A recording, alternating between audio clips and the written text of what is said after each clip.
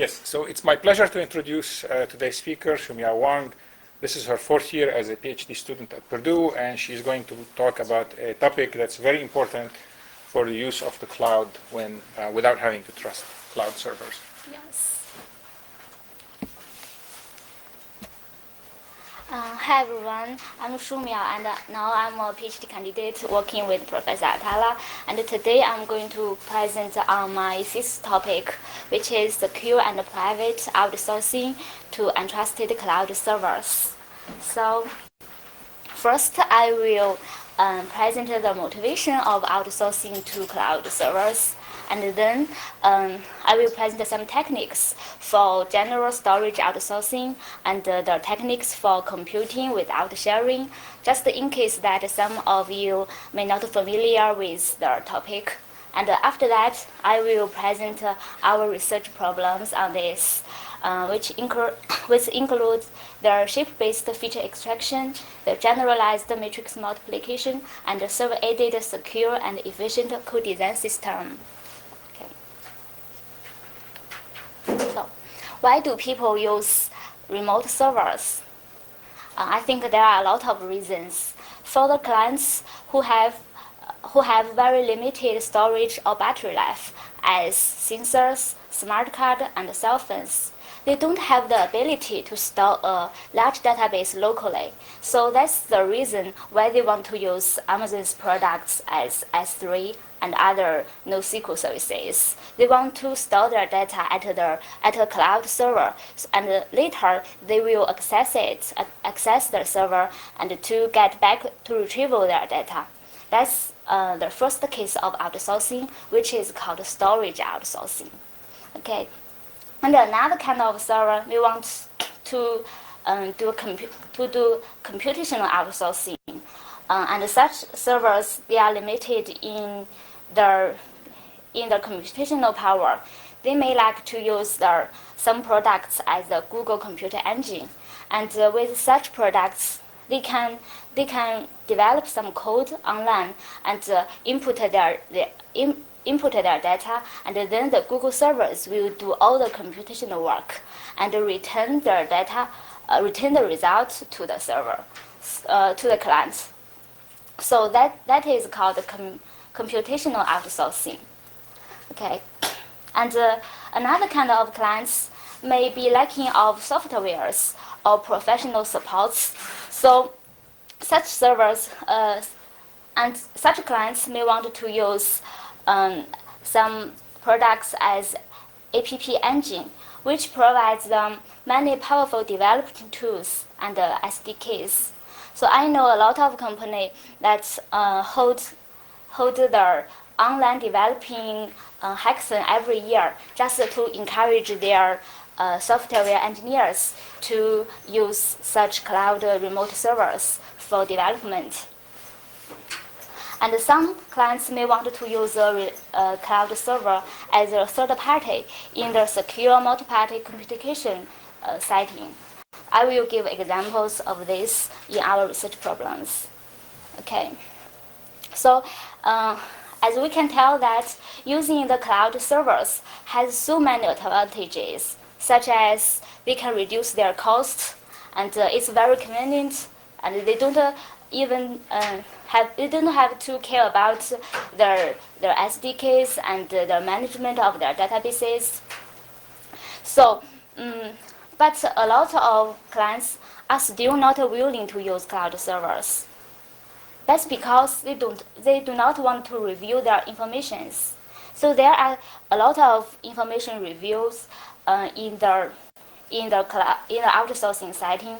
To the server, it may review the confidential data of the clients, and it may also review the answer that the server helped to compute. And to the clients, it may review the confidential data of the servers if the computation also involves the server's database. And it may also review other clients' data in a secure multi-party computation case. So some clients are reluctant to review information because their input of their data may be some corporate strategy or some confidential scientific results. I know that a lot of scientific labs, they produce data as their as big matrices, and they want to use the cloud server to perform some computation on the large matrices. But they cannot send their matrix to Google because it's illegal to review their scientific results before publishment. So, and also some clients may fear of loss of control of their private databases. And some of them do not want to use their cloud servers because of their queries. Maybe it will cause him some embarrassment or some lawsuits. Now, I'm going to present the techniques for secure storage outsourcing. As I mentioned before, in secure storage outsourcing, the clients want to store his data set on the server side, and later he wants to search over his database. But in this process, the clients do not want to leak his either the data or the query. So the first thing we can think about is how to hide the data from the server. The client can do this. He encrypts the data and then sends the database to the server. In this case, the server cannot see the data. But the question is, if he encrypts all the data, then how could he search over it? So a technique well used is order preserving encryption. So in this technique, their clients can encrypt their data points with such encryption schemes, and after encryption, the ciphertext will be at the same sorted order as the plain text. So in this case, it will enable the client to search even it is encrypted.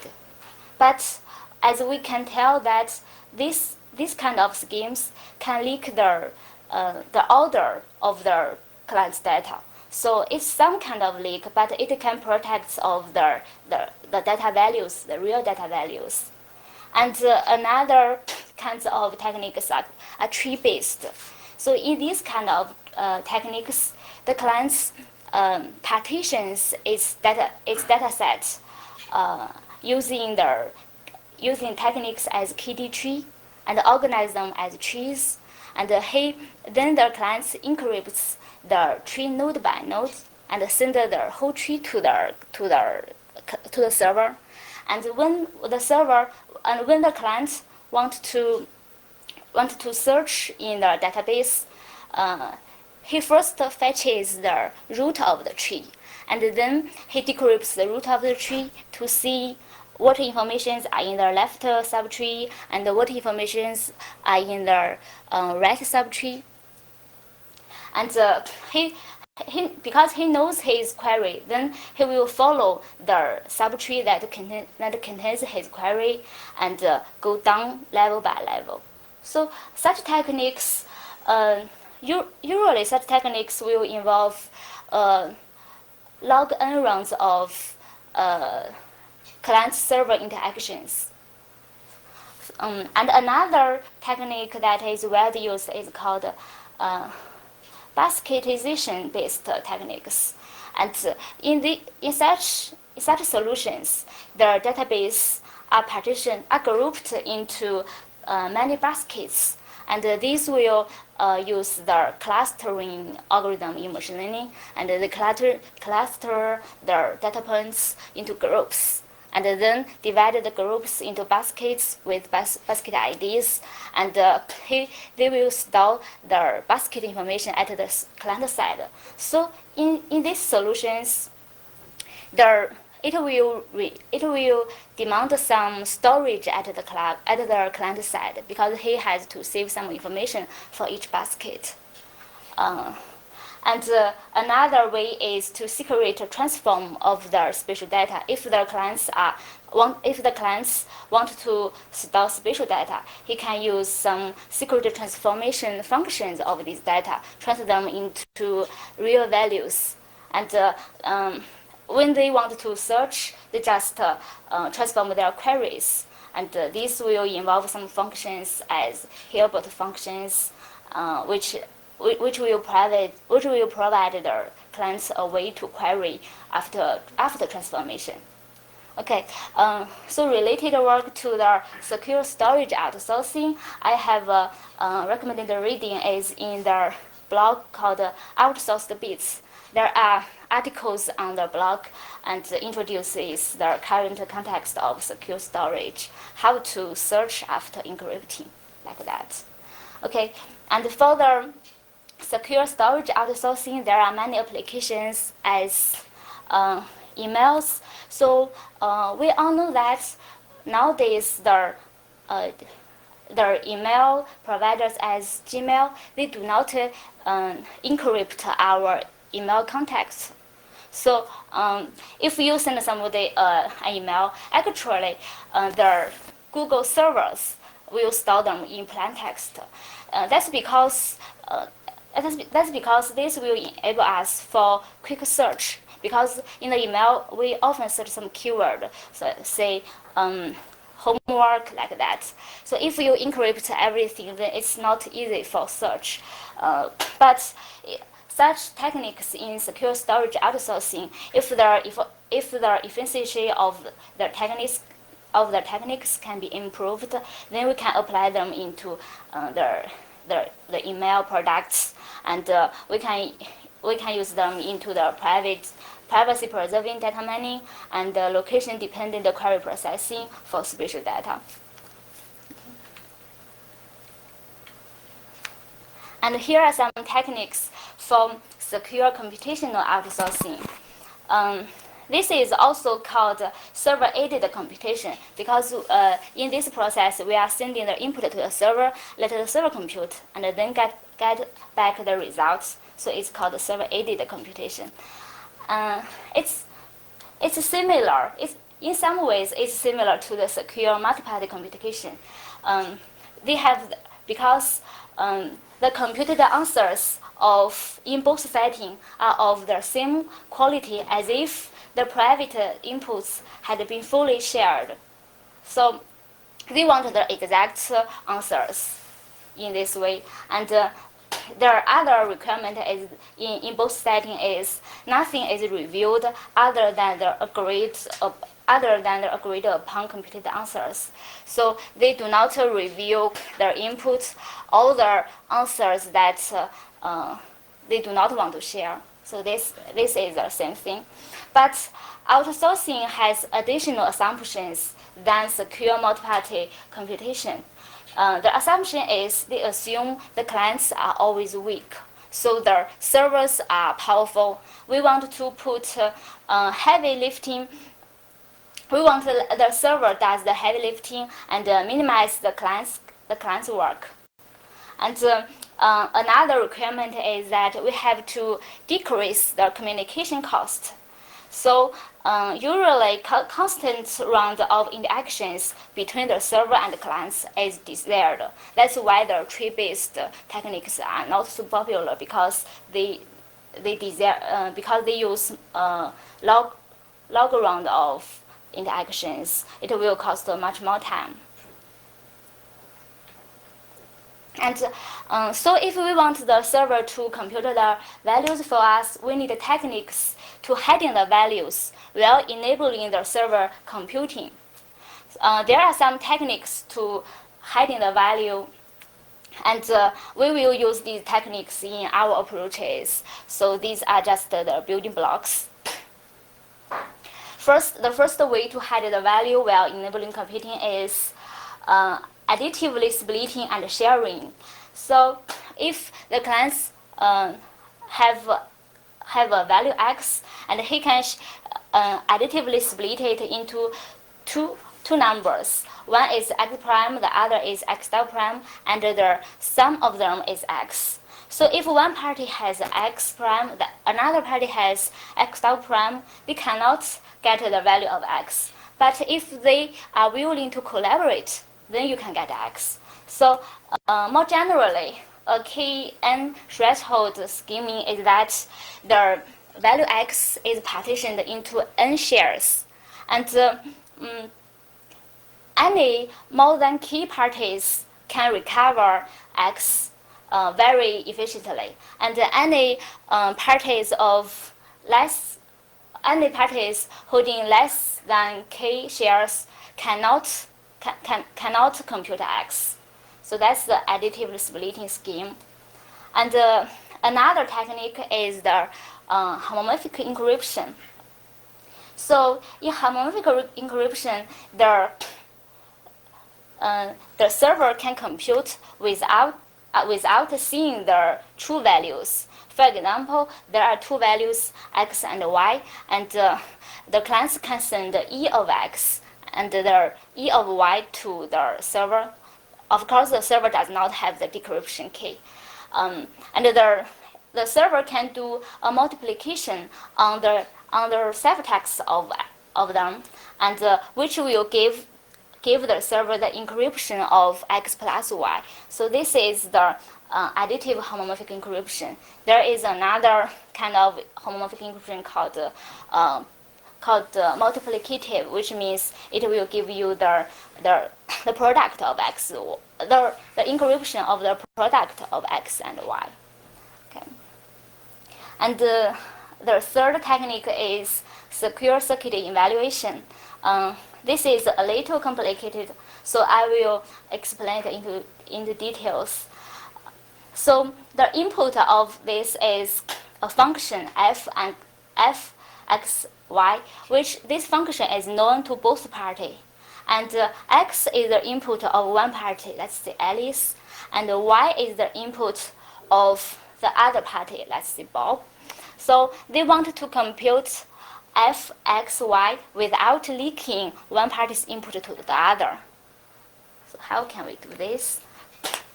First, Alice will build fx as a circuit. This circuit is just look like the electronic circuit. So some circuit may look like this. I will use this. So for some gates and some XOR gate. So these are the wires input to the gates, and they may involve some other gate like this and like this. So this is what a circuit look like. But generally, the circuit for a function is looks more huge than this. Okay.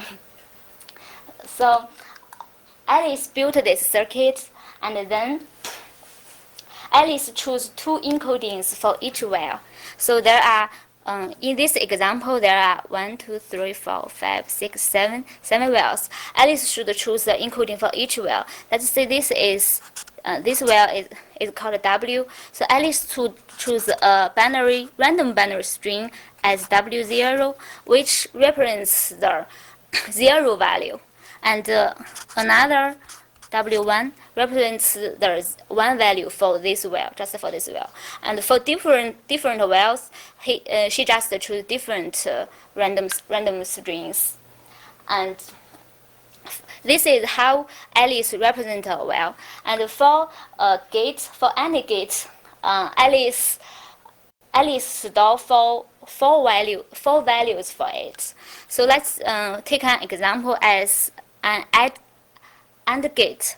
Let's say the input values are U and V, and the output value is W.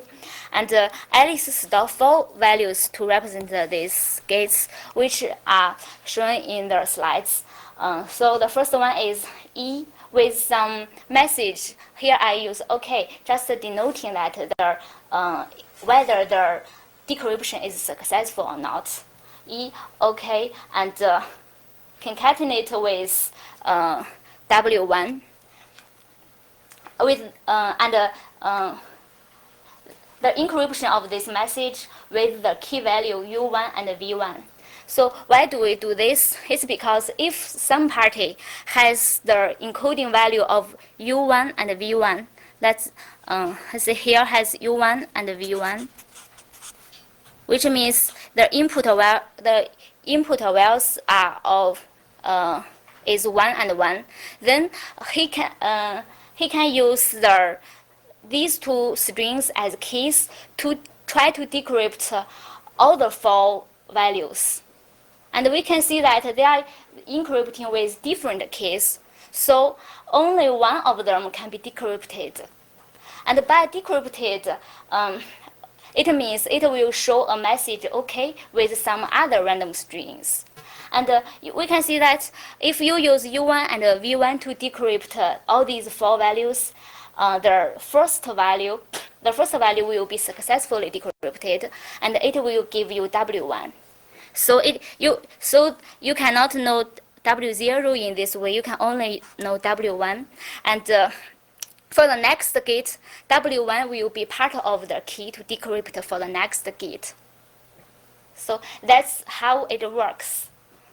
So and this is the job at Alice's part. Alice just choose the encodings and represent each gate with 4 values, and then Alice will send the circuit, which means all the gates to Bob, and Bob receives the encoded circuit, and he has to get the encodings of all the input.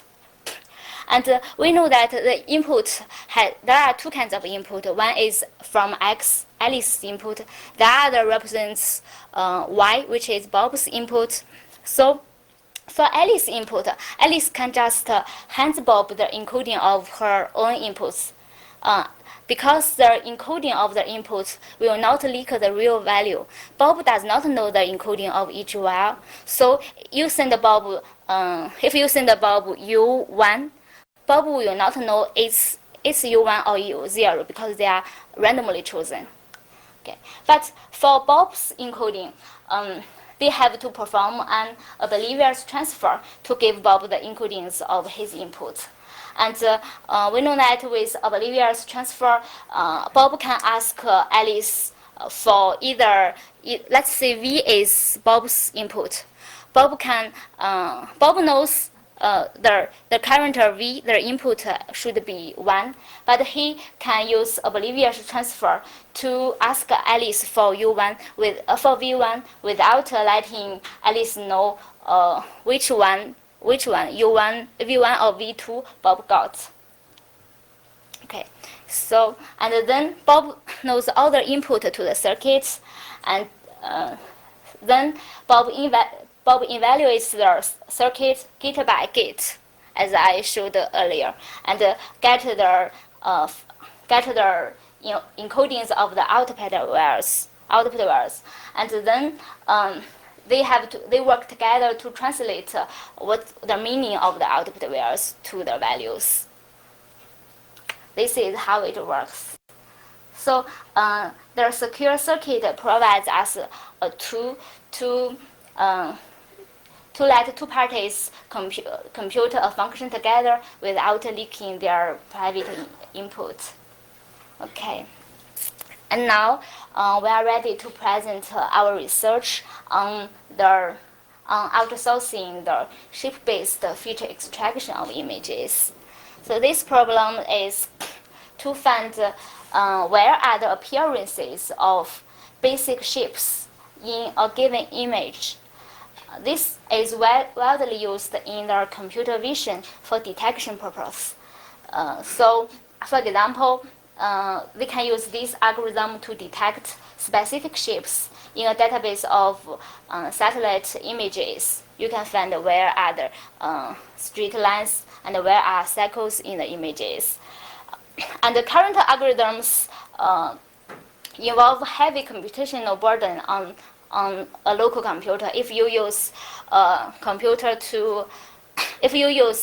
laptop to compute to extract the shape-based features of an image, it may take you several minutes. Here I present the traditional a traditional extraction example.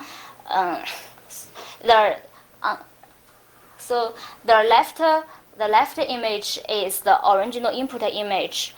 So it's the image input into the system, and our goal is to find where are the straight lines in this image. This problem is called the extraction of the shape-based features. So find the parameters of the straight lines. So the traditional algorithm is called a half transform. First, it transforms the image into an accumulation array based on the parameter space. So we can see that for straight lines, there are two parameters to represent a straight line in an image, which is the rho and theta. And the formula looks like this. Rho is equal to x sin theta plus y cosine theta, like that. So we only need two parameters to represent a straight line. So in the left part, the image B is an accumulation array, and the index of the array, the two indexes, one is for rho and one is for theta. And for each rho and theta pair, in this space, it represents a straight line in the image. And what the half transformation do is, for each cell in the array, in the rho theta space, it counts how many non-zero pixels are there on the corresponding straight line in A. That's how they get the accumulation array. So let's take an example. If we can see a white point in the rho theta space, so in this rho theta space, the lighter the color is, means the value means the larger the value is. So it's a visualization. So we can see that the most largest value is corresponding to a rho near to corresponding to a parameter pair as theta near 0 and rho near 200.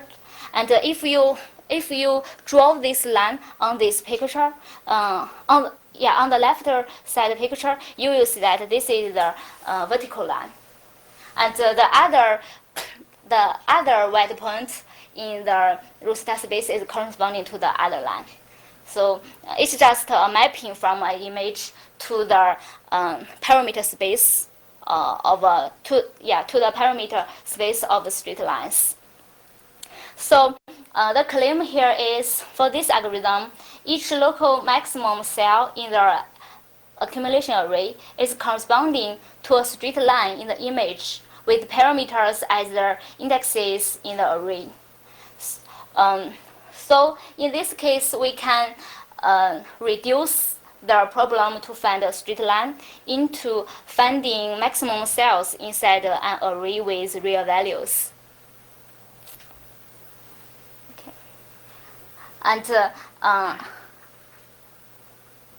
this is how we can outsource this process to the servers, because as we can see in this transformation process, it will involve a lot of computation. We have to count for each rho theta parameter. So if you choose, if you want the result to be concise, and you will need a dense rho theta space, it will needs a lot of work to compute each cell in the accumulation array. So because it requires so much computational burden, that's the motivation we want to outsource. We want to outsource the image to a Google Cloud server, and let the server to find where are the straight lines for us. Here, we do the outsourcing with two cloud servers.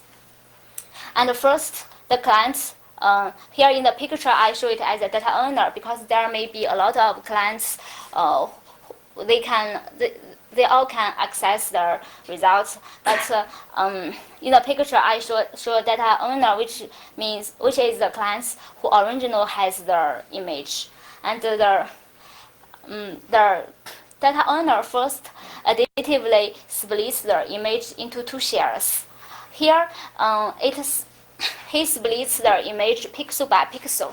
For a pixel with number 0, he split it into two values, and the sum of them is the sum of the two shares are same as the original image. So he splits the images into two shares and sends one to each server. Now each server gets an image, but this image is meaningless because it's already splitted, and each pixel looks like a random number. So the server cannot gain any information about the image by seeing one share. And then each server performs a half transformation on its own share and obtains an accumulation array according to its share. This process is just as described before. They just perform the half transformation for each cell in the accumulation array, and they count and they just sum the value of the pixels on the straight line with the parameter. Then now the two servers, each of them has an accumulation array, but we know that the sum of the two arrays are actually the accumulation array for the original image, and the problem is they want to find the local maximums in the sum of the two arrays. And then in the third step, we know that to check whether a cell is to check whether a cell is a local maximum or not, it needs to compare it with all its 8 neighbors in the matrix in the array, and so each server prepares a 3 by 3 submatrices for each cell, which including it at the center and its neighbors surrounding it. And they prepare such matrices for every cell, and then they perform a blend and permute protocol on these sequences, on these two sequences. I will not go to the details of blend and permute protocol, but I will present the result of it. So if each party inputting a sequence of if each party inputting a sequence of 3 by 3 matrices, and the output of the blends and the permute protocol will give each party also a sequence, and the outputting sequence is a permutation on the inputting sequence, while the permutation is neither known to the first server or the second server. So it's like permute the sequence for you without letting you know the permutation, but associated with each element in the sequence, it will provide you the encryption of its original index in the sequence. So, for example, if a cell is its order in the if a matrix its order in the original sequence is 3, it may after executing the blend and permute protocol, the order of it can be any number in the resulting sequence, but associated with it there will be an encryption of 3. And this key, they should use a key known only to the clients. So the servers do not know the key of the encryption and the decryption of inside the blind and permitted protocol. Okay. And after that, the server has to check whether a cell is a local maximum or not. They do this by the secure circuit evaluation protocol we just presented, and I will give you the detail. So here are the examples of two. Here is an example of a 3x3 matrix shared by the two parties, and the coupled circuit protocol to evaluate whether A5 plus B5 is greater than all its neighbors is look like this, and the equal is just the equal is just the equal function of the circuit, and the results this circuit will give us binary results, which means whether A5 plus B5 is greater than all its neighbors.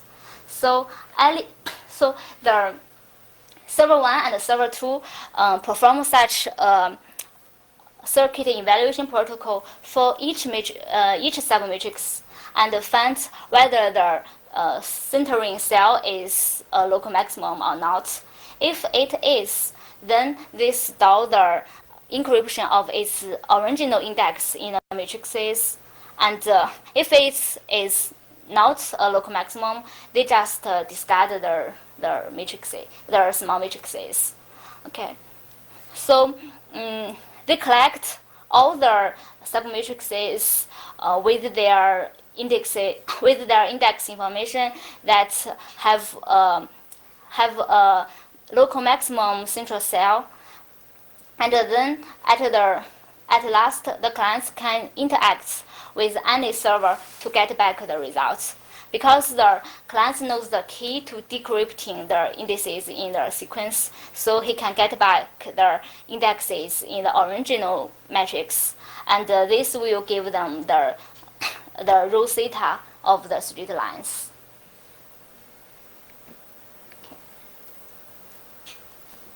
And here is another research problem, which is how to outsource generalized matrix multiplication.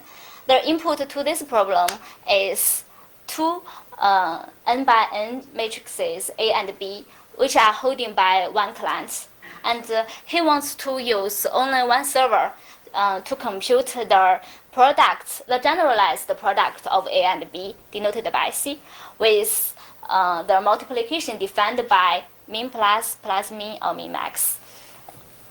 And the plus times multiplication is known as the traditional multiplication. So in a traditional multiplication, any element in C, let's say Cij, is the inner product of the ith row of A and the jth column from B. So, and the inner product is defined as the sum of the products of each aligned pairs. And in our generalized product, we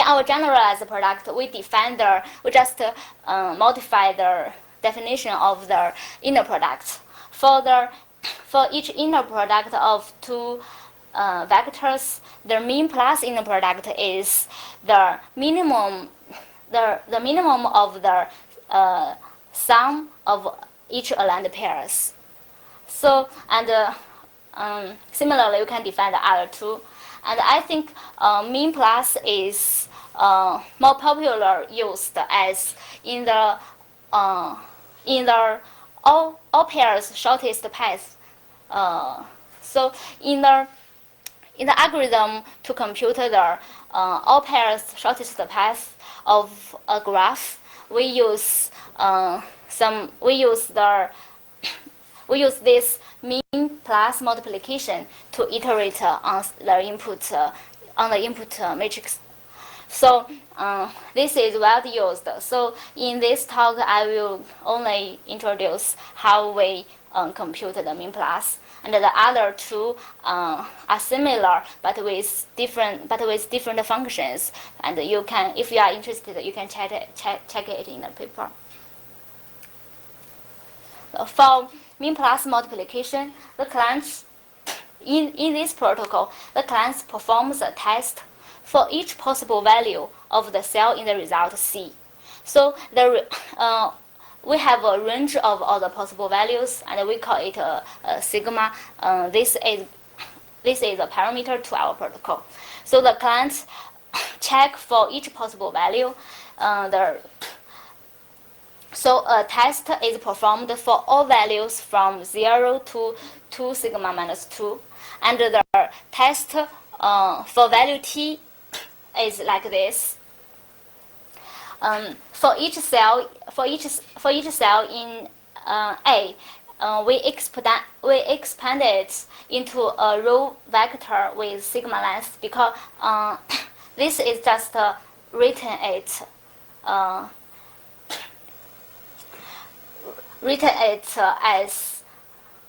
So this is just written it if as a vector of size sigma, and if the ALIG is 1, then if the L plus AI, the cell is less than the threshold T, then we set the AL, the bit, to be 1. Otherwise, we set it to be 0. And we do this for B, but we expand it in a column fashion. And we can prove that if we compute C, T means the expansion according to the value T. If we compute CT equal to AT multiply BT, this is the traditional multiplication. And then a cell in C equals to 0 if and only if the mean of the cell in the expanded value, if and only if the minimum cell in the expanded value is greater than T. So in this case, the client will check whether CTIG is equal to 0 or not. So it will set the smallest T that keeps the smallest V such that CVIG is not 0. So in this case, after performing this test protocol for all the T values, it will give us the minimum of the summation of the corresponding vectors in A and B. Okay. Here is another recent work on server-aided secure code designing. So in this problem, we have two companies. We call them Alice and Bob. They are co-designing a system like this. So Alice is responsible for designing the suspension system of a car, and Bob is responding to design the tires of a car. And they want each of the party has some parameters as denoted in the right half of the picture. So Alice has KFS and BF. These are just some parameters of the mechanical system, and they want to find out whether their design can work together. So this can be checked by checking a set of conditions on the stability matrix and the observation matrices. And these two matrices are in mechanical engineering are written in these parameters shown in the picture. And we know that we have two sets of parameters, and they want to compute some matrix together and then check whether it is a full rank matrix or whether all the eigenvalues of the matrix is negative. That's what they want to check. If it's full rank and the negative deficit and all the eigenvalues are negative, then they can and then they know that the system is stable and it works.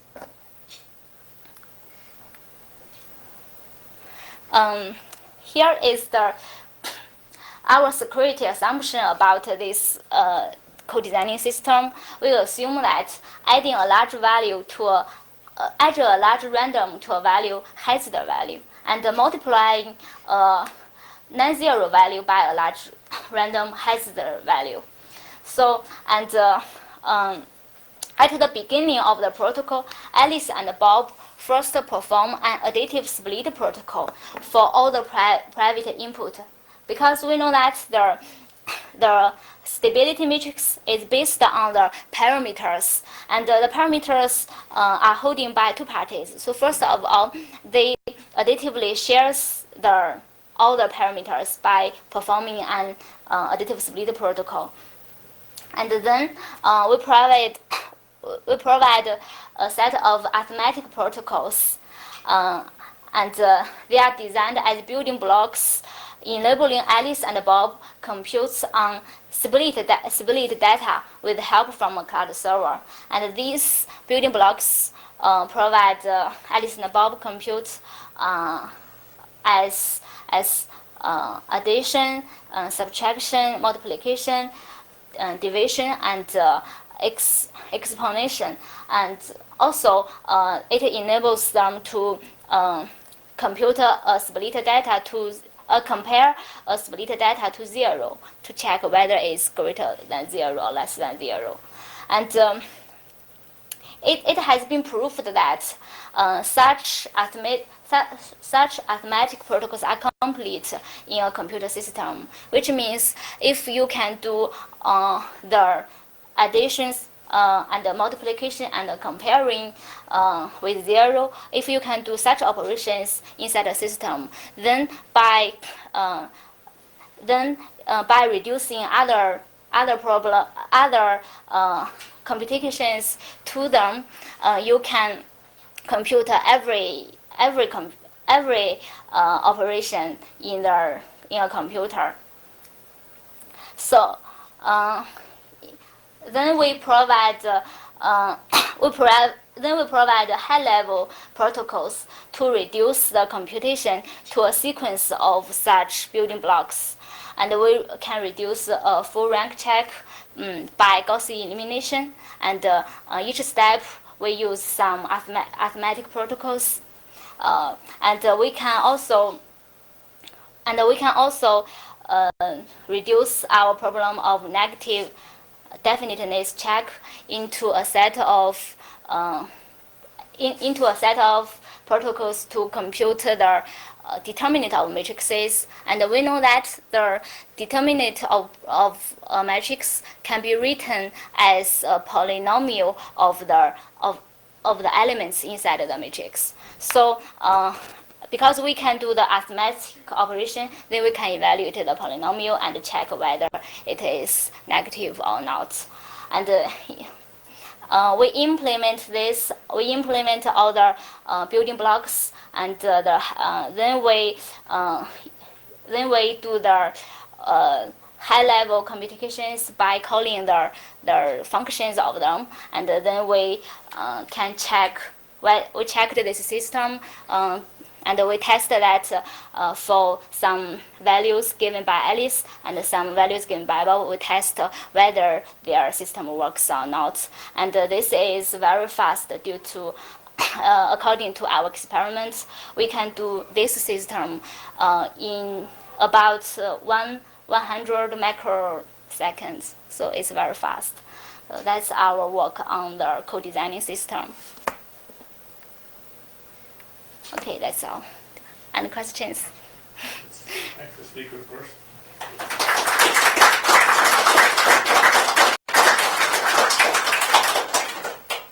Yes, time for some questions.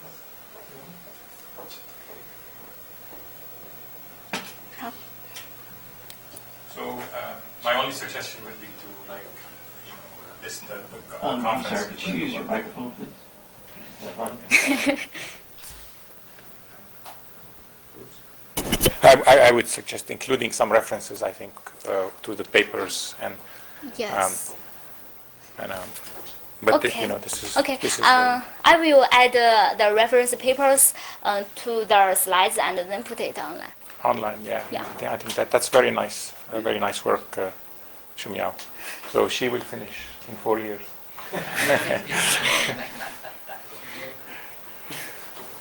Thank you. Thank you.